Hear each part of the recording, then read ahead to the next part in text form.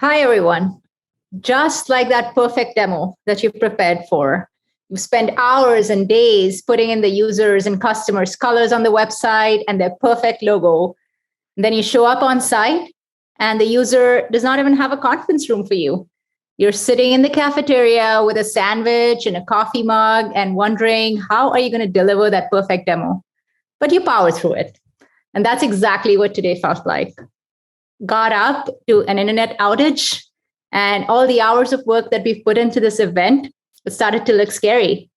But all of you that have made it today, you've earned the badge of being a pre-sales leader. Thank you so much for joining us for PreSales Collective's second executive summit.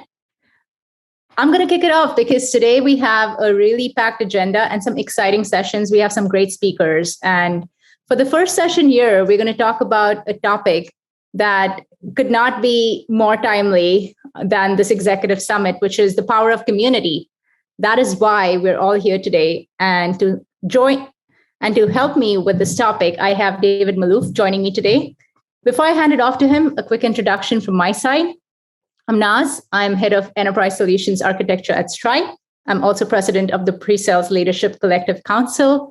And I have spent the past decade building teams and careers. And I'm so excited to be here today with each and every one of you.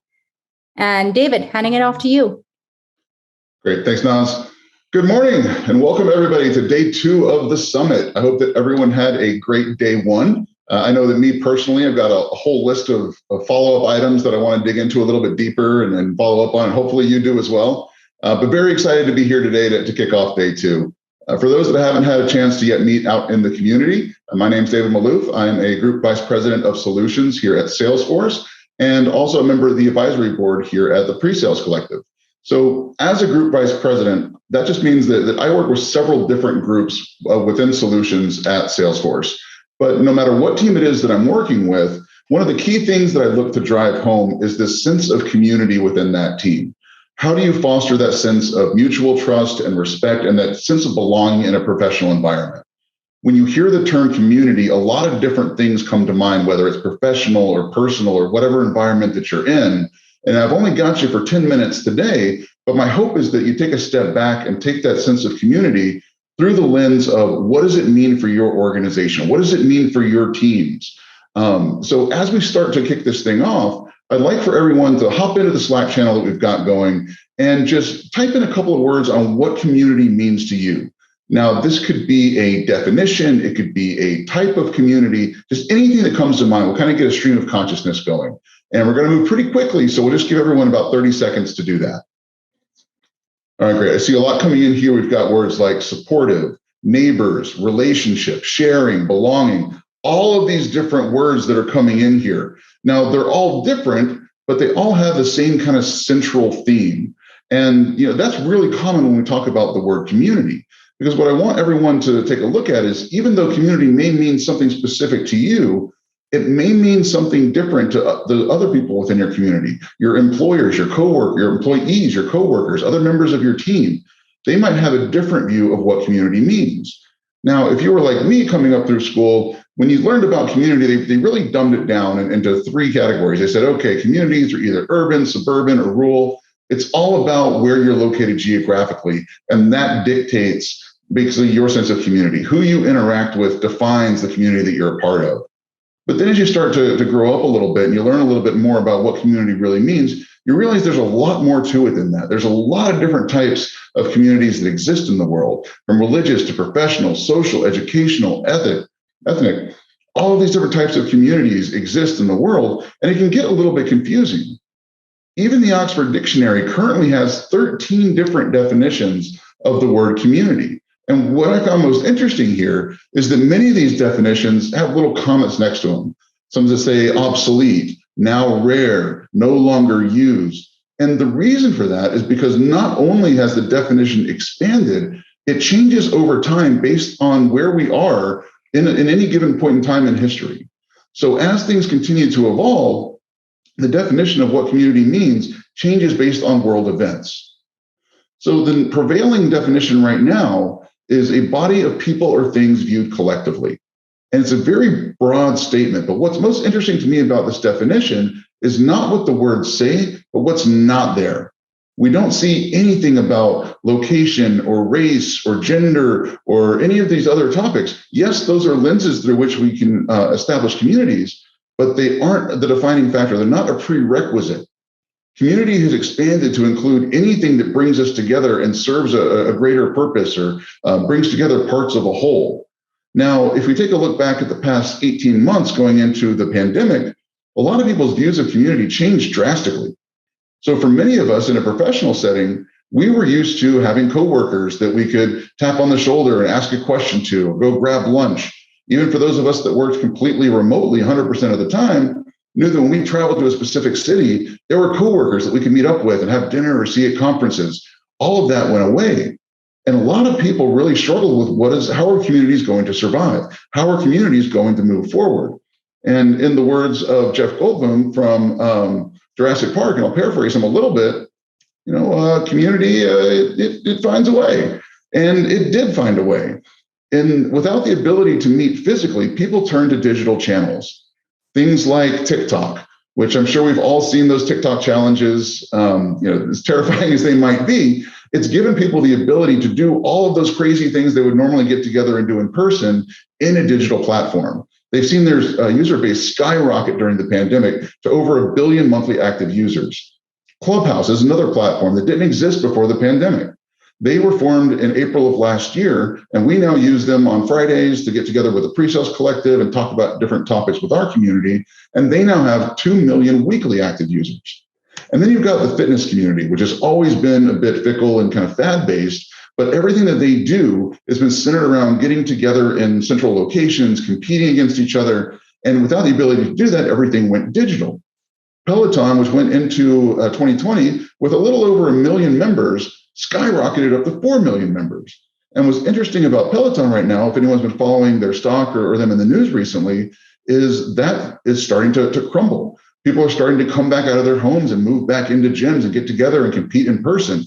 It'll be really interesting to see how that model continues into the future. And then you've got things like Meta, which launched recently, with Facebook trying to redefine the very fundamentals of what community means and moving it into the metaverse. A lot of us are really uncertain as to what that direction is going to take, where it's going to go. It'll be really interesting to see how that impacts things long term.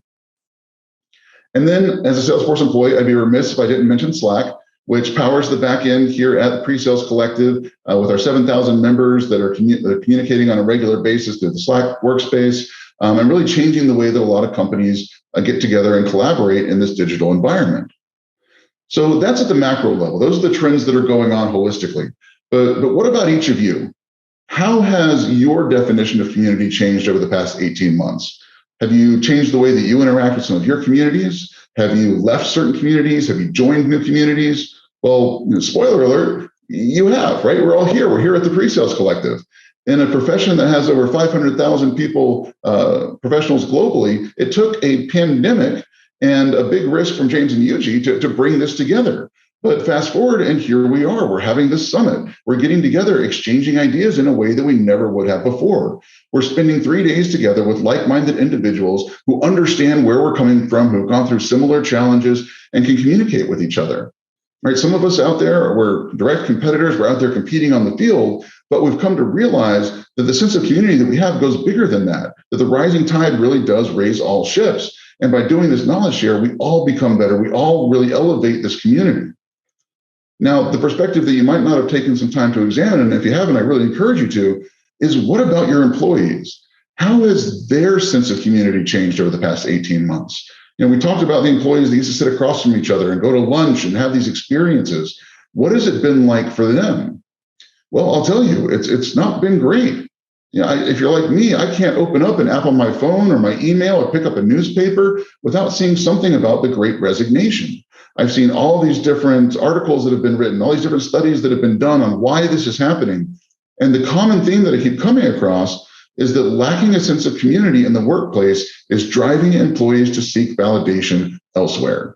Not having that environment of mutual trust and respect and that sense of belonging to something bigger really is starting to take its toll. And in the absence of that, people are starting to exit and look for other opportunities. Now, you might say, at first glance, people are just leaving for more money or they want to work remotely. And I'd challenge that and say, that's a little bit different. McKinsey recently did a study where they interviewed employees that had recently left an employer, and then they also interviewed the employers and said, why are people leaving? Why do you think people are leaving your organization? And they asked the employees that have left, why did you actually leave?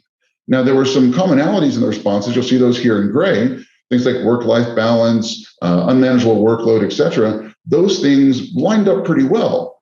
But if you look down here at this, I'll call it lavender, because I'm not really sure what this light purple color is. But if you look at that, these are the responses from the employers. And their assumption is people are leaving for inadequate compensation, poor health, looking for a better job. And while some of those things may be contributing factors, that's not the same response that they heard from the employees. When they talked to the employees about why they left, they heard things like, I wasn't valued by my organization. I wasn't valued by my manager. I didn't have a great sense of belonging. I didn't have a caring and trusting team. Right? These are the fundamental aspects of what a community is. So when we talk about the breakdown of the professional community, this is the end result here. In this survey, 51%, just over half of the respondents, said that the primary reason for them leaving their employer was that lack of sense of belonging, that lack of community. So if I take a step back and I say, what does community mean to me? To me, community is really a shared group of experiences that instills a sense of belonging and being a part of something bigger.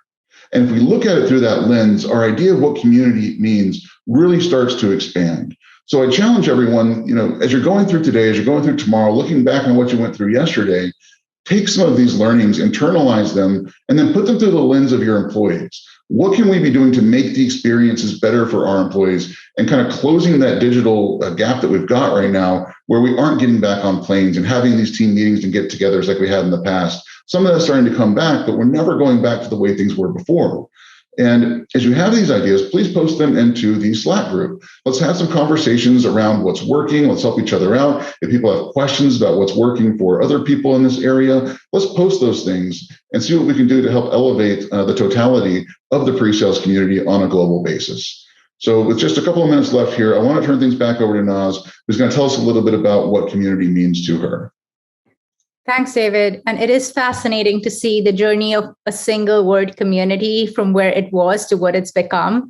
And for me personally, as well as a leader, that the definition of that word has evolved. As a leader that just started in pre-sales and then took on a team and started hiring, initially I felt like everything was on my shoulders. It was my responsibility to figure everything out alone.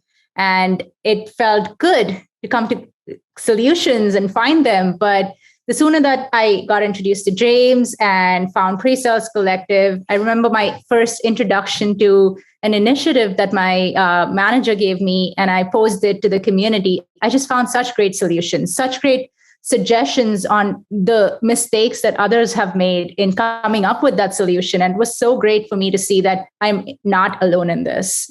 So that was my first real community from a pre-sales leadership standpoint. And then really what community means to me, I know I have a few images here. They tend to represent, effectiveness, efficiency, growing quickly.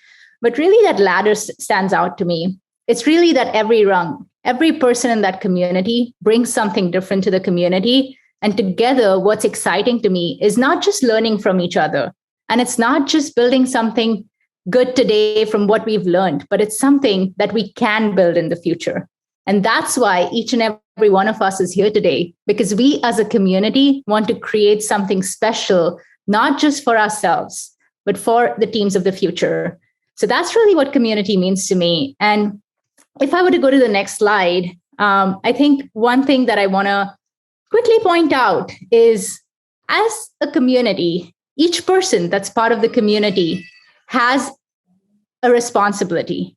Your responsibility is to help power the community. And with that, what I want to end with is an ask. Make sure that you leverage this really special community that James and Yuji and everyone has helped build, and use it to make your jobs and your lives better. At least respond to one Slack thread. Ask the community for help with something that you're working on today. Reach out to another leader and make an introduction. and sign up for a roundtable. So with that, I want to say thank you, David, for walking us through this amazing Power of Community presentation.